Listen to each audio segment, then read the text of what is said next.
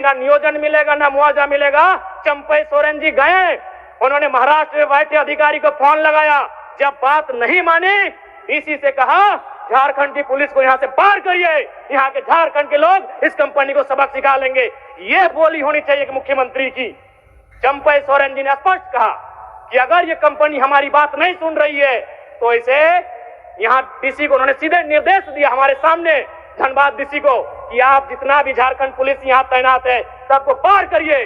अगर ये हमारी जमीनों पर खड़ा होकर हमारी बात नहीं सुनता है तो यहाँ के लोग इसे देख लें। 75% रोजगार नहीं दे रही है, आप उनमें कब्जा कर लें। ये क्या बात हुई? हम विधायक अगर इस बात को रखते हैं तो समझ में आता कि भाई एक विधायक ऐसा बोल रहा है। मुख्यमंत्री, राज्य के मुखिया, राज्य के अगुवा कह रहे हैं कि आप कब्जा कर ले। क्यों कब्जा करेंगे आप इस राज्य के? ये शहादत, ये संघर्ष, ये झारखंड आंदोलन किस लिए, किस दिन के लिए कि 150-220 सीटों में 150 सीटें राजस्थान के लोगों का हुआ तो फिर कोई औचित्य नहीं इस राज्य के निर्माण का, कोई औचित्य नहीं। अपने राज्य की बहन बेटियां अगर अपने घर की चौखट को लांघती हैं तो वह किसी सरकारी पदों को धारण करके दूसरे राज्य में जाती हैं, लेकिन झारखंड के लिए चिंता का विषय है कि हमारे घर की बहु बेटियां अगर चौखट को लांघती है तो नौकरानी बनकर दूसरे राज्यों में जाती है। अध्यक्ष महोदय, ये आंकड़े बताते हैं। अध्यक्ष महोदय, बिल्कुल मैं सरकार को शुभकामनाएं दूंगा और साथ ही मैं माननीय मंत्री जी से यही आश्वासन चाहता हूं कि जो मुद्दे मैंने रखे हैं, चाहे राज्य अंतर्गत जो हमारे श्रमिक हैं, प्रवासी श्रमिक हैं, नियोजन नीति या फिर निजी क्षेत्रों में 75% आरक्षण का मामला, इन विषयों पर मुझे आश्वासन दें और पूरे राज्य को एक भरोसा दिला दें तो मैं इन्हीं बातों के साथ अपने कटौती प्रस्ताव को वापस ले लूंगा। माननीय मंत्री जी। अध्यक्ष महोदय, हमने पहले ही कहा कि जो भी सुझाव माननीय सदस्य के माध्यम से आया है उसको नियम कानून के मुताबिक हम देख लेंगे और वो करने लायक रहेगा तो करेंगे भी महोदय, उसमें कहीं इसमें किंतु परंतु नहीं है। ये राज्य के हित की बात है महोदय। और जयराम महतो जी का ऐसे भी महोदय 12 बजे रात 2 बजे रात में भी उनका फोन मैं स्वयं उठाता हूं और जब भी कोई समस्या होता है समस्या का निदान भी करता हूं और ये बात माननीय सदस्य को मालूम है महोदय। चलिए जयराम महतो, मैंने उसकी आपकी 2 बार सराहना की। 12 बजे नहीं, 2 बजे रात को भी फोन उठाते, मैंने उसकी 2 बार सराहना की, लेकिन वो मेरा और आपका एक निजी और कुछ विशेष कार्य होते हैं, वो कार्य भी राज्य हित के होते हैं, लेकिन जो मुद्दे अभी हैं वो राज्य के हित के हैं। राज्य निजी नहीं है प्रदीप दा, मतलब ऐसा कार्य होता है जो एक विशेष क्षेत्र का होता है। जयराम जी एक दृष्टांत प्रस्तुत करेंगे वापस होकर, चलिए दृष्टांत प्रस्तुत करेंगे। ठीक है, मैं माननीय मंत्री महोदय से आशा रखता हूं कि जिस प्रकार से आप मेरे कुछ विशेष क्षेत्रों के कार्य को एक्टिव रह के उस समस्याओं का समाधान करते हैं, उसी प्रकार जितने भी मुद्दे आज सदन में आए उन मुद्दों का आप समाधान करेंगे। मैं उम्मीद के साथ अपने कटौती प्रस्ताव को वापस लेता हूं। अपना वक्तव्य प्रारंभ करें। बहुत बहुत धन्यवाद मान्यवर। सबसे पहले छोटा सा आग्रह है कि जो सवाल हमें दिए जाते हैं कृपया 11-10 बजे रात तक दिए जाए महोदय। 1-2 बजे दिए जाते हैं और तैयारी 3 बजे 4 बजे सुबह तक करनी पड़ती है। आज मैं बीमार हूं और अभी पैरासीटामोल की दवा खाकर सदन को अटेंड कर रहा हूं, इसलिए करबद्ध प्रार्थना है कि 11 बजे से पहले हमें सवाल दिए जाए। बिल्कुल ये बात आ चुकी है जरा, तबीयत मेरा बहुत खराब है। आज व्यवस्था करते हैं, आज व्यवस्था करो। तो सबसे पहले आज श्रम नियोजन प्रशिक्षण विभाग एवं उद्योग विभाग के अनुदान मांग बजट पर मैं इस वाद विवाद में कटौती प्रस्ताव के समर्थन में अपनी बात रखने आया हूं। अध्यक्ष महोदय, यह विभाग काफी महत्वपूर्ण विभाग है। अगर झारखंड आंदोलन की बात करें, जब धनबाद कोलांचल से इस आंदोलन को गति दी गई थी तो श्रमिकों का एक बहुत बड़ा योगदान था।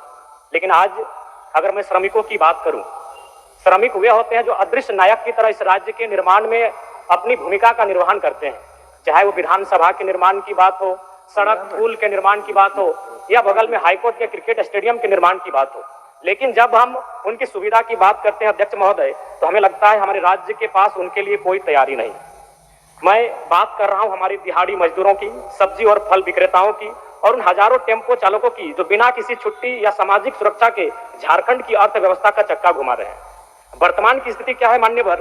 वर्तमान में राज्य के श्रम कानूनों में इन ओपन मजदूरों के लिए कोई स्पष्ट और प्रभावी ढांचा मौजूद नहीं है। एक निर्माण श्रमिक या रेहड़ी पटरी वाला व्यक्ति जब सुबह घर से निकलता है तो उसे यह नहीं पता होता है कि आज काम मिलेगा या नहीं मिलेगा, और यदि काम मिल भी जाए तो दुर्घटना की स्थिति में उसके पास ना तो बीमा है, ना इलाज के लिए ESI की सुविधा है और ना ही बुढ़ापे के लिए PF का सहारा है। अतः मैं सरकार को स्पष्ट सुझाव देना चाहूंगा कि इन श्रमिकों को व्यवस्था के दायरे में लाने के लिए एक union worker ID, unique worker ID प्रणाली लागू की जाए। यह केवल एक कार्ड नहीं बल्कि उनके अधिकारों का सम्मान होगा। जितने भी असंगठित मजदूर, वेंडर और चालक इस आईडी के तहत उन्हें पंजीकृत किया जाए, मैं सरकार से यह मांग करना चाहता हूं। अध्यक्ष महोदय, प्रवासी मजदूर, मैंने हर बार प्रवासी मजदूरों की समस्याओं को लेकर विभाग से सवाल किया, विभाग का उत्तर मिला। हालांकि प्रवासी मजदूरों की दुर्घटना पर मंत्री महोदय का कोऑपरेट रहता है, उसके लिए मैं उन्हें बधाई दूंगा। लेकिन मंत्री महोदय, आपके पास डेटा बिल्कुल गलत रहता है। जो भी विभाग आपको डेटा देता है आपको स्पष्ट जानकारी नहीं देता है, क्योंकि आप कोरोना काल के आंकड़ों को निकालिए जिसमें माननीय मुख्यमंत्री श्री हेमंत सोरेन जी के नेतृत्व में लगभग 12 लाख प्रवासी मजदूरों को हम लोगों ने झारखंड सकुशल वापस लेकर आए थे। तो सवाल ये बनता है कि जब हम 12 लाख मजदूर वापस लेकर आए तो हमारे पास डेटा में मात्र 2 लाख उपलब्ध कैसे है? इतनी बड़ी असमानता कैसे, इतना बड़ा तालमेल का गड़बड़ी कैसे हो सकता है? अनुमानित 12 लाख हम लेकर आए थे और अगर मान लिया जाए तो हमें लगता है 16 लाख से ज्यादा प्रवासी मजदूर इस राज्य से बाहर दूसरे राज्यों में और दूसरे देशों में रहते हैं। तो इसलिए अध्यक्ष महोदय, मैं माननीय मंत्री महोदय से आग्रह करूंगा, और विशेषकर क्योंकि आज एक ऐसे राज्य जो 40% खनिज संपदा देता है और उस राज्य में प्रवासी मजदूरों की संख्या में इजाफा होना भी इस राज्य के लिए चिंता का विषय है। अभी विजय कुमार महतो की मौत की जो बात थी वो ठंडी हुई नहीं कि उसी गांव में दूसरे प्रवासी मजदूर की फिर एक डेड बॉडी वापस आई है महोदय, जो कि बहुत ही चिंता का विषय है। आज सरकार को प्रवासी मजदूरों के हितों की रक्षा के लिए विशेष कानूनों को बनाने की आवश्यकता है। अब मैं बात करता हूं महोदय नियोजन की। अगर नियोजन की बात करें तो सबसे पहला बात, नियोजन के जो आंकड़े हैं उन आंकड़ों के अनुसार, और ये माननीय वित्त मंत्री महोदय ने अभी सार्वजनिक रूप से स्टेटमेंट दिया था कि हमारे पास नियोजन के आंकड़े लगातार घट रहे हैं। 2022 की स्थिति थी कि हमारे पास 5,33,000 पदों का सृजन था, जो 2023 में घटकर 4,66,000 हो गया। और आज की बात करें, एक दिन पहले माननीय सदस्य सत्येंद्र तिवारी जी ने भी सवाल किया था और जवाब मिला, लगभग 45% जो पद है वो आज भी रिक्त हैं। आज तो ये कहीं ना कहीं चिंता का विषय है। दूसरी बात, पहला तो नियोजन के मामले में सरकार काफी पीछे है, और जो अगर हम नियोजन कर भी रहे हैं तो उसमें क्या हो रहा है अध्यक्ष महोदय, नियोजन नीति नहीं रहने के कारण हमारे राज्य के युवाओं के साथ बहुत बड़ा धोखा हो रहा है। इस राज्य की निर्माण का जो उद्देश्य था वो उद्देश्य कहीं ना कहीं यह दिख रहा है कि हम उस उद्देश्य से काफी भटक चुके हैं। इस राज्य का निर्माण इसलिए नहीं हुआ था कि हमारे राज्य के युवा बेरोजगारी का सामना करेंगे, हमारे राज्य के युवा अन्य प्रदेशों में जाकर मजदूरी, दिहाड़ी मजदूरी करने का काम करेंगे। यहाँ तक युवाओं, नौजवानों, भाइयों की बात तो छोड़िए, आंकड़े यह बताते हैं कि हमारे राज्य में लगभग 75,000, जिनमें अधिकांश आदिवासी बहनें बंबई में, गुजरात में, दिल्ली में, चंडीगढ़ में, उन बड़े शहरों में दाई घर में झाड़ू पोछा लगाने का काम करती है।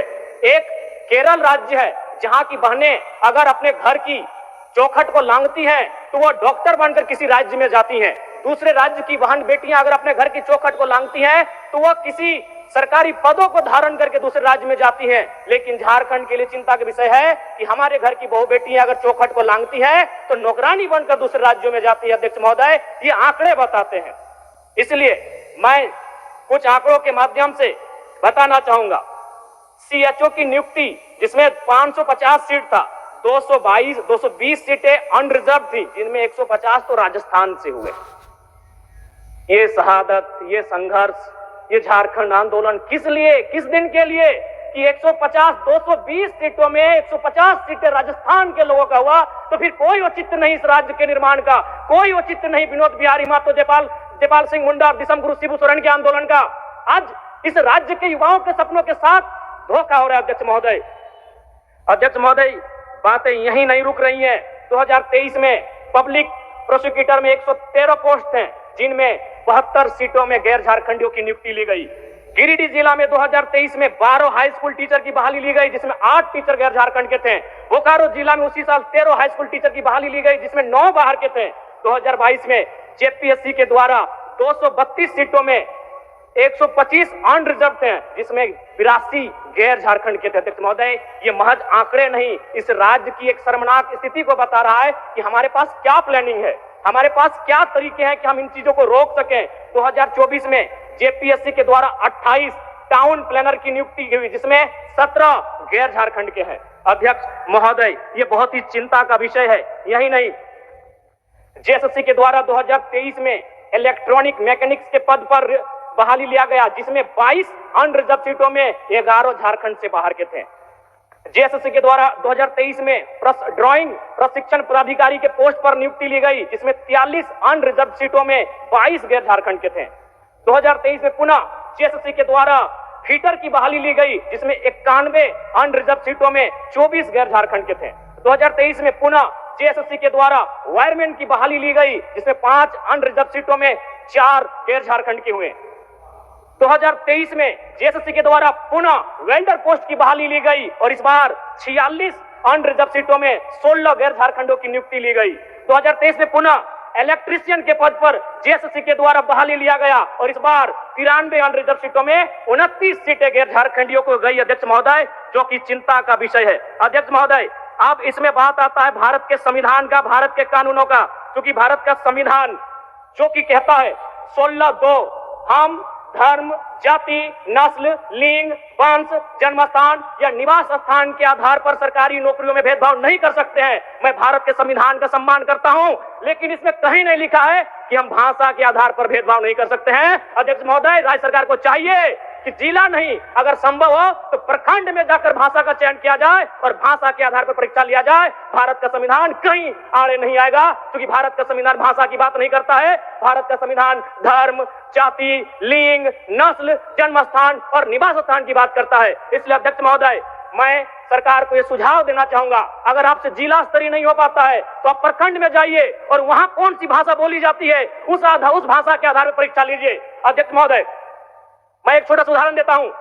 अगर परीक्षा में यह पूछा जाएगा कि आंख का तारा का मतलब क्या होता है, तो इस सवाल को उत्तर बंगाल के स्टूडेंट भी देंगे, बिहार के स्टूडेंट भी देंगे, गुजरात और राजस्थान के भी स्टूडेंट देंगे। लेकिन अगर सवाल पूछा जाएगा पकड़ तरे हाथ करे करे झांक, हाथ से छुटल माच और बांधे गड़ल कांच, एकर माने की लगे, दूसरे राज्यों के स्टूडेंट नहीं कर पाएंगे। और दूसरी बात, सिलेबस सेट करना जेपीएससी जेएसएससी का अधिकार क्षेत्र में आता है और जेपीएससी जेएसएससी को मंतव्य देना सरकार के अधिकार के क्षेत्र में आता है। तो आप उनको ये मंतव्य दीजिए कि ज्यादा से ज्यादा जो परीक्षा ली जाए वो हमारी भाषाओं में ली जाए। उदाहरण के लिए, मंगरी यार बुधनी ढेकिया कुटेले गेल हले, ढेकिया कुटते कुटते कानी मुनी उंगरिया कुटाए ले, ये दूसरे राज्यों के अभ्यर्थियों को समझ में नहीं आएगा। उनसे यह पूछा जाए कि घैला और पैला में अंतर क्या होता है, दूसरे राज्य के अभ्यर्थियों को यह समझ में नहीं आएगा। आप अगर उनको सिलेबस देंगे तो सिलेबस को कोई भी याद कर सकता है, उन्हें सिलेबस नहीं, जो हम लोग गांव में होता है,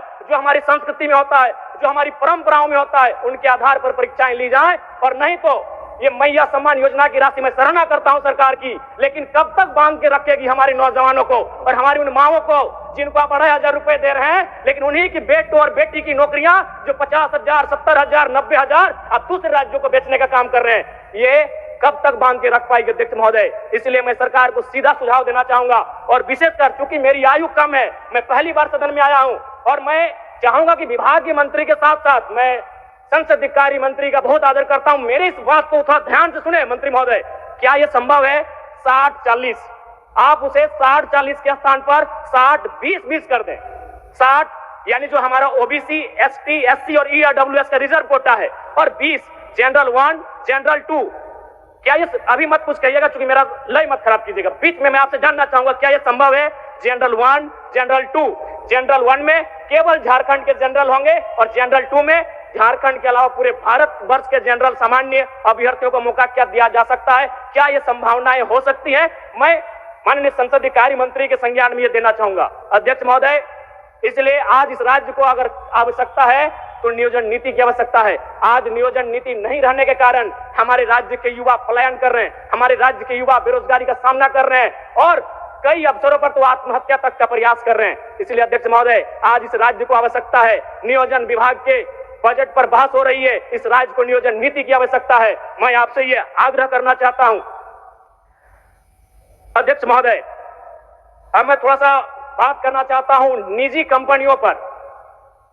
माननीय मुख्यमंत्री धनबाद गए हुए थे झारखंड मुक्ति मोर्चा के स्थापना दिवस के कार्यक्रम में गोल्फ ग्राउंड, और शायद धनबाद जाने के बाद उनके अंदर विनोद बिहारी महतो, कॉमरेड डेकेरा और शिबू सोरेन की आत्मा शायद समा गई थी। लेकिन मेरा मानना है उन्होंने जो वक्तव्य वहां रखा था वो एक विधायक के रूप में रखते तो हम लोग स्वीकार करते, लेकिन एक मुख्यमंत्री के रूप में उन्होंने जो वक्तव्य रखा हम लोग कतई स्वीकार नहीं करेंगे। उनका वक्तव्य था कि जो निजी कंपनियां स्थानीय लोगों को 75% रोजगार नहीं दे रही हैं, आप उनमें कब्जा कर लें। ये क्या बात हुई? हम विधायक अगर इस बात को रखते हैं तो समझ में आता कि भाई एक विधायक ऐसा बोल रहा है। मुख्यमंत्री, राज्य के मुखिया, राज्य के अगुवा कह रहे हैं कि आप कब्जा कर ले। क्यों कब्जा करेंगे? आप इस राज्य के अगुवा हैं। मैं एक उदाहरण आपको दूंगा। सदन में चंपई सोरेन जी नहीं है, शायद उनके नाती का निधन हुआ है, मुझे भी सूचना मिली है। मैं पहले उनके नाती को श्रद्धांजलि देता हूं, उनको ढांढस मिले। एक घटना याद कराता हूं, माइथेन की, एमपीएल की, बहुत ही शक्तिशाली प्रोजेक्ट है जो महाराष्ट्र से संचालित होती है। एक आदिवासी नौजवान का मृत्यु हुआ था दुर्घटना के कारण। हम लोग 6 दिनों से धरना पर बैठे थे और नियोजन की मांग कर रहे थे, मुआवजा की मांग कर रहे थे। कंपनी ने स्पष्ट कह दिया कि ना नियोजन मिलेगा ना मुआवजा मिलेगा। चंपई सोरेन जी गए, उन्होंने महाराष्ट्र में बैठे अधिकारी को फोन लगाया। जब बात नहीं मानी, इसी से कहा झारखंड की पुलिस को यहाँ से पार करिए, यहाँ के झारखंड के लोग इस कंपनी को सबक सिखा लेंगे। ये बोली होनी चाहिए मुख्यमंत्री की।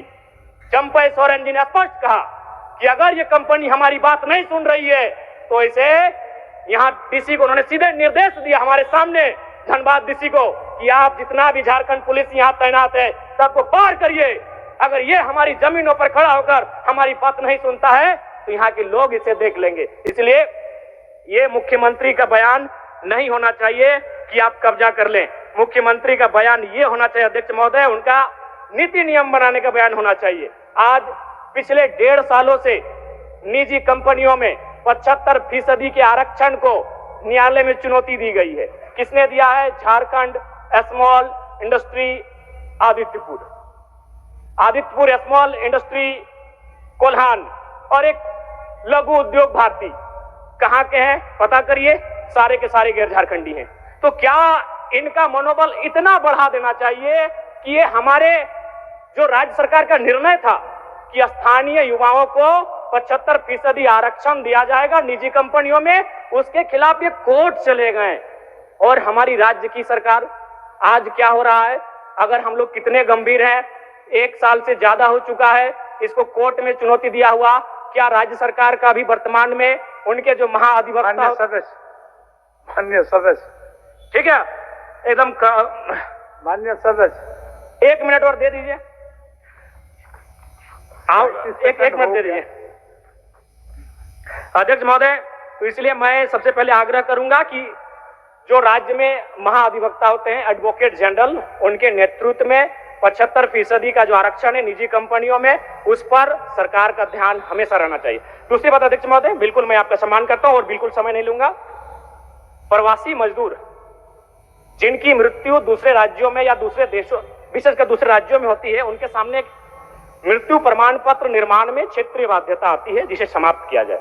क्योंकि जब हम लोग जाते हैं तो जो कंपनी वाले होते हैं उनका कहना होता है कि हम इन्हें लाभ तभी दे पाएंगे जब इनका डेथ सर्टिफिकेट मिलेगा।